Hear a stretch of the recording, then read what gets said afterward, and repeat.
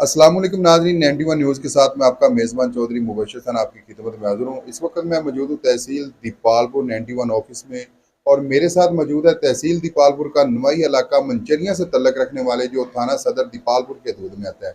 इनके साथ जो बच्चा है वो बिल्कुल अल्लाह लोक है। वो अपने कपड़े भी खुद नहीं पहन सकता, अपना नाम भी जो ठीक तरह से नहीं बता सकता। उसके साथ कुछ लड़कों ने ज्यादती की है, बदफैली करने की कोशिश की गई या करवाने की कोशिश की गई। मेरे साथ उनके वालिद साहब मौजूद हैं, उनसे जानते हैं असल तफसीलात। अस्सलाम वालेकुम जी। वालेकुम अस्सलाम जी। ये ਤੁਹਾਡਾ साडी नाम की जी? मेरा नाम मोहम्मद इकबाल जी। ਤੁਹਾਡੇ ਬੱਚੇ ਦਾ ਕੀ ਨਾਮ ਹੈ? मेरे बेटे का नाम जी शाहजहान। ਕੀ ਮਾਮਲਾ ਹੋਇਆ ਜੀ?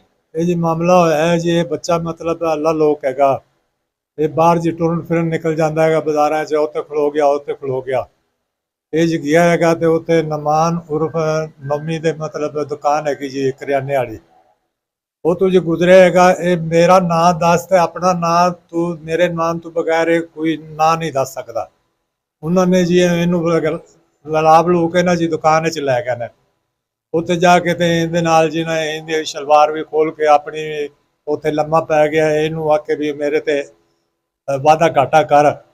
वो बच्चा सी, उन्हें जी जदों उन्होंने पकड़िया ने उन्हें शलवार खिंची इन्हें की ते उन्हें रौला पाया गा, हाल बूबू की है। तो उठते आए ने दो जने, एक मुंडा मतलब उन्होंने देख रहा है, राखी कर रहा है।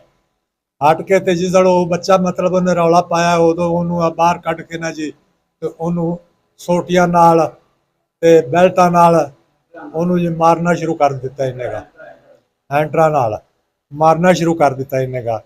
मेरा बेटा जी ये वेख लो, इस सिद्ध सादा जी हैगा जी अल्लाह लोक।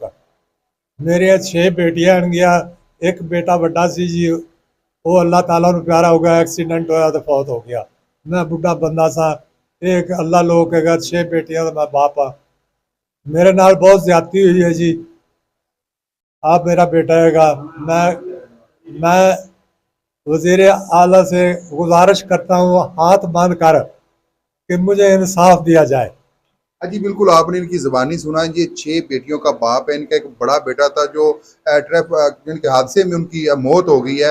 ये अब छोटा बच्चा है जिनका ज़हनी मतवाजन बिल्कुल दुरुस्त नहीं है। मेरी आला हुकाम से गुजारिश है फिल फौर इस बात का नोटिस लिया जाए। मेरे थाना सदर SHO साहब से रिक्वेस्ट है फिल फौर उन जालमों को पकड़ कर कैफरे किरदार तक पहुँचाया जाए जी।